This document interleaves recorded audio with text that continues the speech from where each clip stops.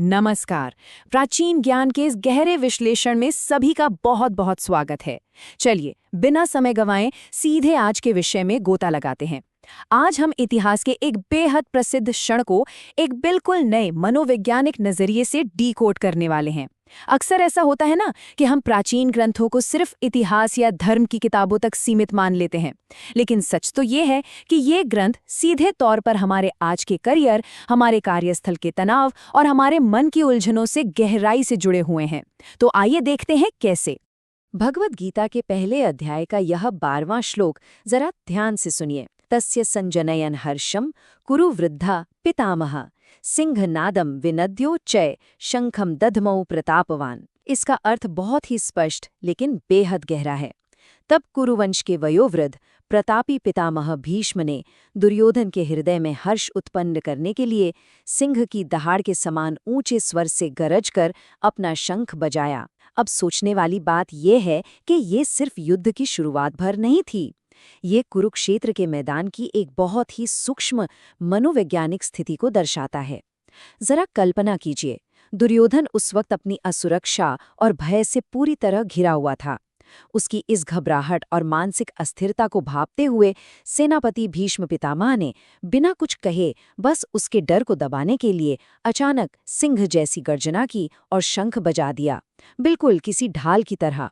ये इस बात का एकदम सटीक प्रतीक है कि जब इंसान अंदर से कमजोर महसूस करता है तो बाहर एक बहुत बड़े शोर की जरूरत पड़ती है ताकि ताकत का भ्रम बना रहे। अब इसी बात को आज के संदर्भ में समझते हैं। भाग 1, आधुनिक मनोविज्ञान, इम्पोस्टर सिंड्रोम और अति क्षतिपूर्ति, जिसे ओवर कॉम्पेंसेशन भी कहा जाता है। कुरुक्षेत्र के उस मैदान से सीधे आज के समय में लौटते हैं। ये श्लोक आधुनिक मनोविज्ञान की एक बहुत ही महत्वपूर्ण अवधारणा यानी ओवर कॉम्पेंसेशन थ्योरी की बिल्कुल सटीक व्याख्या करता है। असल में होता क्या है कि जब किसी व्यक्ति के भीतर गहरा डर, असुरक्षा या खुद पर संदेह होता है तो उसका अवचेतन मन उस डर को छुपाने के लिए एक अजीब सा खेल खेलता है। वह व्यक्ति अचानक से अत्यधिक आक्रामक या जरूरत से ज्यादा शोरगुल वाला व्यवहार करने लगता है। जैसे भीष्म का वो शंखनाद दुर्योधन को कुछ पलों के लिए एक झूठी खुशी या हर्ष दे रहा था, ठीक वैसे ही यह आक्रामक व्यवहार व्यक्ति को क्षणिक शांति देता है। यह बाहरी दिखावा कुछ देर के लिए तो ढाल बन सकता है, लेकिन सच तो ये है कि बाहर से मिला ये आत्मविश्वास हमेशा अस्थायी होता है। यह उस मूल डर को जड़ से कभी खत्म नहीं कर पाता। अगर आज के कॉर्पोरेट जगत पर नजर डालें तो हम अक्सर ये नज़ारा देखते हैं। जो प्रबंधक या नेतृत्वकर्ता अपने ही फैसलों को लेकर अंदर से आश्वस्त नहीं होते, वे अक्सर ऐसे लक्षण दिखाते हैं, जैसे बैठकों के दौरान बेवजह चिल्लाना, बिना किसी तार्किक आधार के अपना अधिकार थोपना, या फिर अपनी तैयारी की कमी को छिपाने के लिए बस बड़ी बड़ी बातें करके एक कृत्रिम आत्मविश्वास का दिखावा करना। ये सब आखिर क्यों होता है? सिर्फ बाहरी स्वीकृति की तलाश में, ताकि कोई दूसरा व्यक्ति उनकी उस आंतरिक कमजोरी को पकड़ ना ले। देखा जाए तो ये बिल्कुल उसी तरह है जैसे अपने गहरे डर को छिपाने के लिए रणभूमि में जोर जोर से शंख बजाना।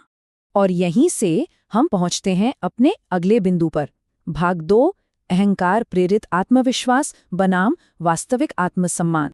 जब हम अपनी वास्तविक योग्यताओं को बढ़ाने के बजाय सिर्फ बाहरी दिखावे या आक्रामक बातचीत के सहारे आगे बढ़ने की कोशिश करते हैं तो हम अनजाने में ही एक मानसिक जाल में फंस जाते हैं।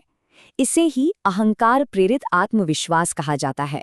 यहाँ शोरगुन और मौन स्थिरता के बीच का तीखा अंतर साफ दिखाई देता है।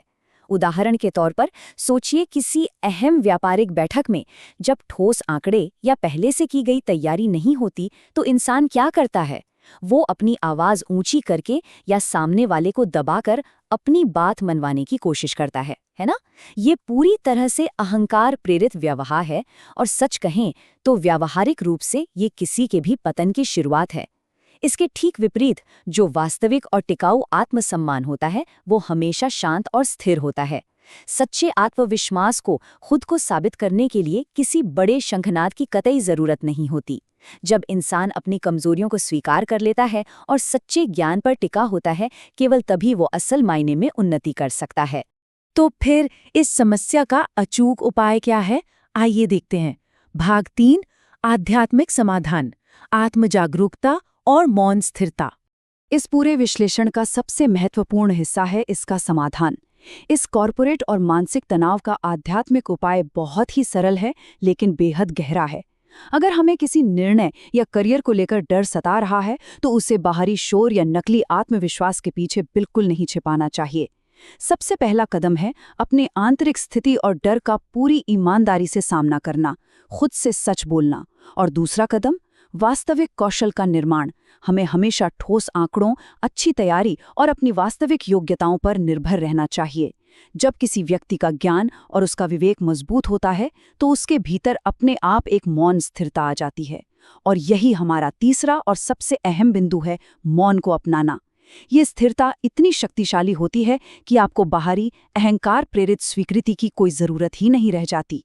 वास्तविक मानसिक शांति और सफलता तभी हासिल होती है जब हमारा आत्मविश्वास किसी बाहरी दिखावे पर नहीं, बल्कि हमारे आंतरिक सत्य पर आधारित हो। तो अंत में ये एक ऐसा विचार है जो हम सभी को अपने साथ लेकर जाना चाहिए। क्या हमारा कार्यस्थल का व्यवहार वास्तविक आंतरिक स्थिरता से प्रेरित है, या हम केवल अपने गहरे डर को छुपाने के लिए जोर जोर से शंख बजा रहे हैं? अगली बार जब कार्यस्थल पर कोई बहुत अधिक आक्रामक हो, तो ये जरूर सोचने वाली बात है कि क्या वो सच में ताकत का प्रदर्शन है, या फिर किसी गहरे डर को छुपाने की एक बेचैन कोशिश। प्राचीन ज्ञान के इस गहरे विश्लेषण में जुड़ने के लिए बहुत बहुत धन्यवाद। सीखते रहें और अपनी उस आंतरिक स्थिरता को हमेशा मजबूत करते रहें।